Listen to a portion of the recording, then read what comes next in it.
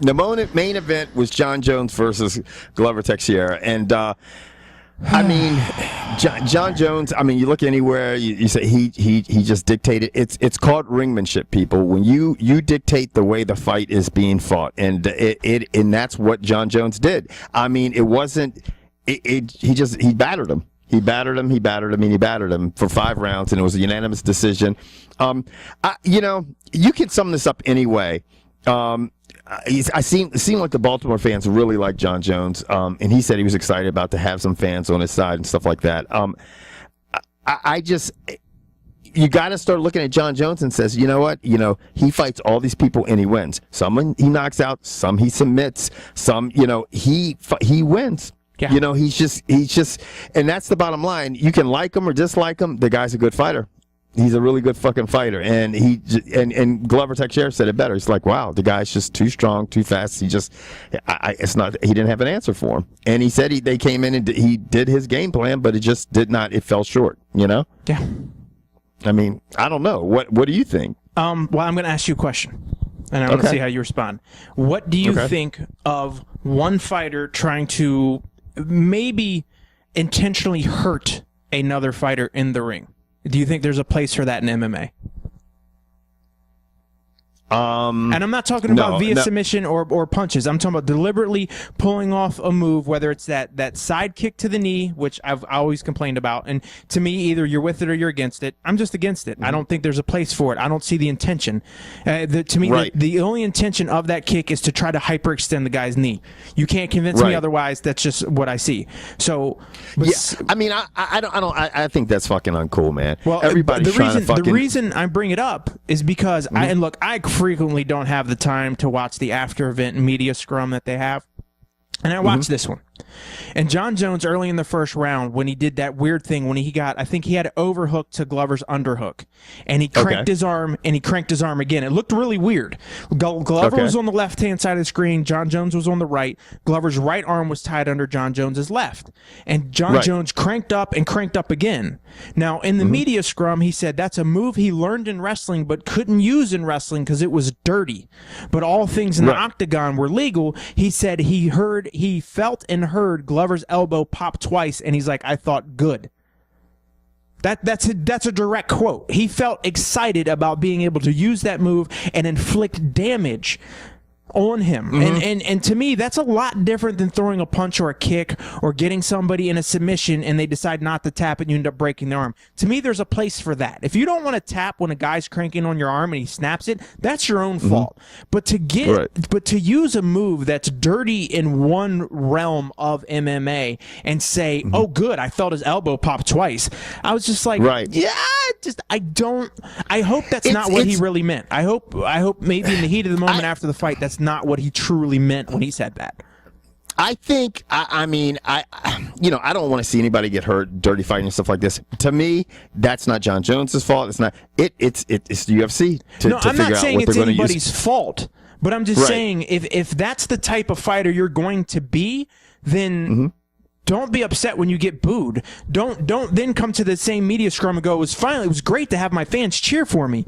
Well, you backpedaled the last 45 seconds of the fight. I get that. Before the fight's over, you throw your hands up and you celebrate. I'm like, you're doing kind of douchey things. I can, and I used to defend him. I used to defend John Jones. And you know what? I'm not arguing with the level of fighter he is, because let's face it, he just surpassed Chuck Liddell for most wins at the 205. He's probably going to surpass the most title defenses at 205 as well.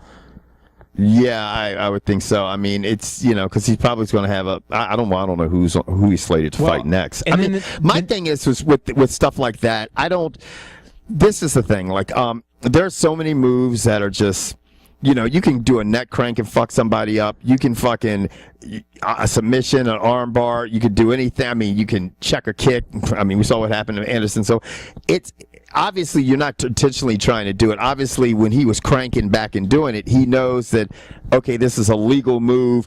And if you're fighting somebody and you think, okay, you do something that's completely legal, it's legal. You're not being stopped for it. Now, if the UFC reviews that and says, okay, and thinks maybe this is something we shouldn't have, I think that's part of MMA. I mean, I hate to say it that way, not that I condone it all the time, but it's part. People are going to be like, yeah, I have an advantage. I have a move that can dislocate somebody or do something. I mean, there's a lot of things you can do in the octagon to fuck your opponent up. We all know that. You can if you hit them square across their fucking face and knock them out, you're going to be good. You fucking hurt them. If you do anything, I mean, so that's part of the sport. And if they have not said anything or put any type of limitations or restrictions on what he's doing, then he's going to say good. And most fighters, I would have to believe, are going to follow suit and probably say good, because they feel like, now I've hurt this person, whether they've hit me, I've heard them hitting them, or I've heard them dislocating something on their body. I've heard them, and now they're going to be short on the game. That's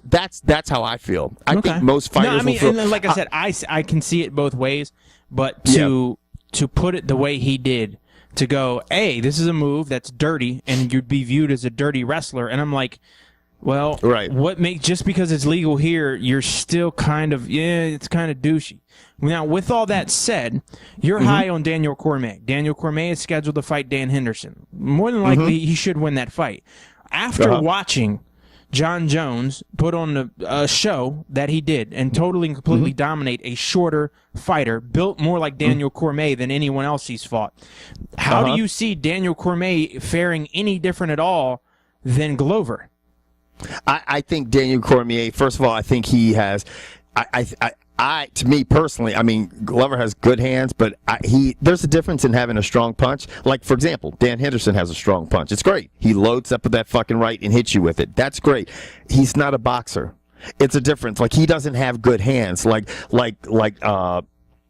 Cain Velasquez does, like Daniel Cormier they have good hands. They have good head movement. For Daniel Cormier to take advantage of those hands, he's going to have to get inside. And you saw what happened to Glover. Every time he came inside, he was eating elbows. I mean, he was just getting outstruck even on the inside. I think one, you're going to deal with a man first of all, you're going to deal with a man that has fought men that are 250 pounds and manhandled them. Even though he's down to 205, he is a much more aggressive fighter than Glover. I think he'll come in the inside. I think he'll try to take him to the ground even.